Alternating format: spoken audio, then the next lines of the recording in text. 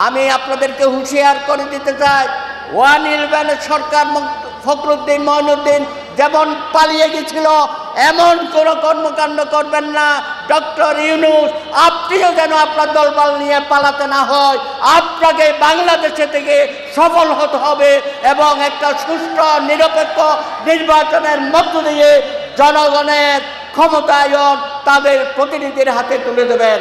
আপনি 10টা সংস্কার কমিশন করেছেন, শিক্ষা কমিশন আপনার মাথার মধ্যে নাই।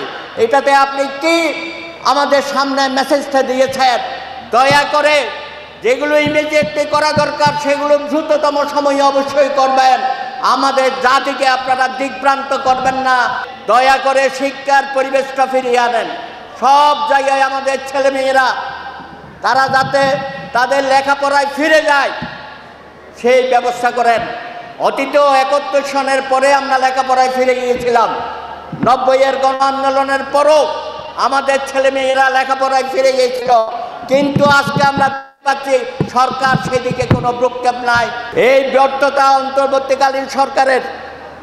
আপনি এখানে মনোযোগী হন নাই। আপনি এখন অন্যান্য বিষয় নিয়ে অন্যান্য এজেন্ডা নিয়ে তৎপর হয়ে গেছেন।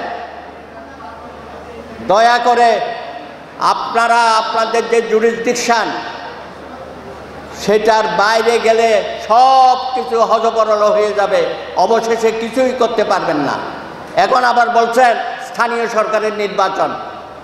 আর স্থানীয় সরকারের নির্বাচন আপনাকে চিন্তা করতে হবে না, একটা ইন্টারিম ব্যবস্থা করেন, জনগণ যাতে সেবাটা পায়। ভবিষ্যতে যারা নির্বাচিত সরকার হবে তারা সেগুলো নিয়ে চিন্তা ভাবনা করবে। আপনি দয়া করে আমাদের তরুণ ছাত্র সমাজ যারা দীর্ঘ 34 বছর ধরে ছাত্র সংসদের নির্বাচনে অংশগ্রহণ করতে পারে নাই, জাতীয় নির্বাচনের পাশাপাশি দয়া করে আপনি বিশ্ববিদ্যালয়ের নির্বাচনগুলো দেন, কলেজ ইউনিয়নের নির্বাচনগুলো দেন। আমাদের তরুণরা সেখান থেকে নির্বাচিত হয়ে আগামী দিনে জাতীয় নেতা হিসাবে নিজেদেরকে আত্মপ্রতিষ্ঠা করতে পারে, সেই লক্ষ্যে আমরা দেখতে চাই। আর আমাদের বৈষম্য বিরোধী ছাত্র আন্দোলনে যারা নেতৃত্ব দিয়েছে তাদেরকে কাজে লাগান। অতীতে আমরা অনেক ভুল করেছি। 71-এ মহান মুক্তিযুদ্ধের পরে সেই মুক্তিযোদ্ধাদের আমরা সঠিকভাবে তাদের কাজে লাগাতে পারি নাই। তাদেরকে আমরা মাঠে ময়দানে ছেড়ে দিয়েছিলাম, তাদের সামনে কোনো লক্ষ্য ছিল না। আপনারা ব্যর্থ হয়েছিলেন। আজকেও এই অগণিত ছাত্ররা যারা আত্মত্যাগ করে মধ্য দিয়ে সামনে এসছে তাদেরকেও দেশ এবং জাতির কাজে লাগাতে হবে, তারা যেন দিকভ্রান্ত না হয়।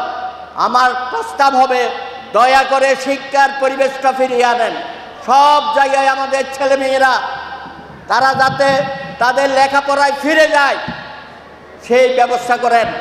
অতীতেও 71 সনের পরে আমরা লেখাপড়ায় ফিরে গিয়েছিলাম।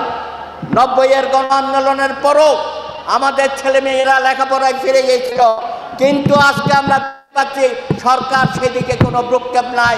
আপনি 10টা সংস্কার কমিশন করেছেন, শিক্ষা কমিশন আপনার মাথার মধ্যে নাই।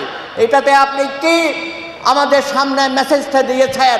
দয়া করে যেগুলো ইমিডিয়েটলি করা দরকার সেগুলো দ্রুততম সময়ে অবশ্যই করবেন। আমাদের জাতিকে আপনারা দিকভ্রান্ত করবেন না। আমি আপনাদেরকে হুঁশিয়ার করে দিতে চাই, ওয়ান ইলেভেনের সরকার ফখরুদ্দিন মঈনুদ্দিন যেমন পালিয়ে গেছিল এমন কোনো কর্মকাণ্ড করবেন না। ডক্টর ইউনূস আপনিও যেন আপনার দলবল নিয়ে পালাতে না হয়। আপনাকে বাংলাদেশে থেকে সফল হতে হবে এবং একটা সুষ্ঠু নিরপেক্ষ নির্বাচনের মধ্য দিয়ে জনগণের ক্ষমতায়ন তাদের প্রতিনিধির হাতে তুলে দেবেন। এবি পার্টির জন্ম হয়েছিল 2020-এ। আপনাদের বয়স মাত্র 4 বছর, আপনাদের তো হামাগুড়ি দেওয়ার কথা, কিন্তু এখন দেখছি আপনারা হামাগুড়ি না, আপনারা 100 মিটার স্পিড চলতেছেন। আপনাদের তো ধরে রাখা যাচ্ছে না। এত সুশৃঙ্খল একটা তারুণ্য নির্ভর একটা সংগঠন ইতিমধ্যে আপনারা সারা দেশে বিস্তৃতি ঘটিয়েছেন। আসলে আমাদের প্রত্যেকেই আমরা হতবাক হচ্ছি। আপনাদের এখানে এসে আমি অত্যন্ত আবেগী হয়ে গেছি। এত শৃঙ্খলার সাথে একটা এখানে আবহ তৈরি করেছেন, প্রথমত পবিত্র কোরআন শরীফের পাশাপাশি শ্রীমদ্ ভগবদ গীতা, বাইবেল, ত্রিপিটক এখানে উচ্চারিত হয়েছে। এটা অসাধারণ। আমার মনে হচ্ছিল আমি 1971 সনের সেই মহান মুক্তিযুদ্ধের দিনগুলোতে ফিরে গেছি। তারপরে জাতীয় পতাকা উত্তোলন করেছেন, জাতীয় সঙ্গীত, এরপরে যে দুটা দেশাত্মবোধক গান দিয়েছেন, মুক্তির মন্দিরে সোপানতলে, আরেকটা ধন ধান্য পুষ্পে ভরা। আমি আপনাদের সবাইকে গণফোরাম সহ বাংলাদেশে যারা একটা গণতান্ত্রিক এবং মানবিক বাংলাদেশ গড়ে তুলতে চায় সকল জনগোষ্ঠীর পক্ষ থেকে অভিনন্দন এবং শুভেচ্ছা জানাই। এই বাংলাদেশেই তো আমরা চাই, সকলের বাংলাদেশ, ধর্ম বর্ণ জাত পাত নির্বিশেষে। এবং 31 দফাতেও বলা হয়েছে একটি রেইনবো সোসাইটি বাংলাদেশ 31 দফার মধ্যে প্রতিশ্রুতি দেওয়া হয়েছে। সেই লক্ষ্যেও আপনারা কাজ করে যাচ্ছেন। বন্ধুরা আমার, দ্বিতীয়ত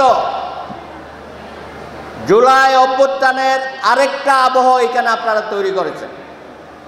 আমাদের যারা শহীদ হয়েছে তাদের পরিবারকে আমন্ত্রণ দিয়েছেন, যারা আহত হয়েছেন তাদেরকেও এনেছেন, সম্মানিত করেছেন। দুর্ভাগ্য আমাদের, এখনো পর্যন্ত আমরা শহীদের সঠিক তালিকা প্রণয়ন করতে পারি নাই।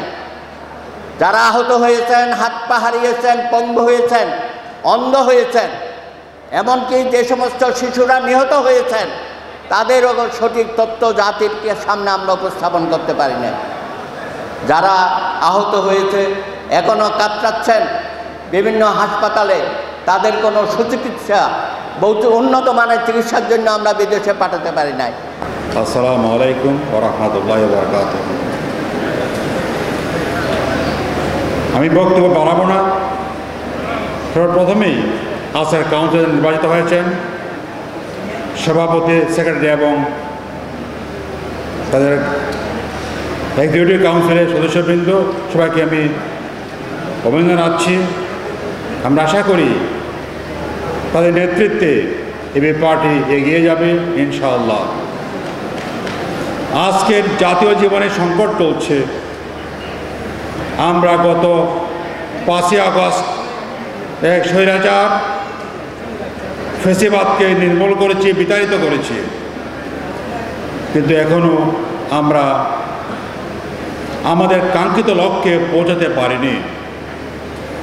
আজকে জাতির বিরুদ্ধে, দেশের বিরুদ্ধে চক্রান্ত চলছে, ষড়যন্ত্র চলছে।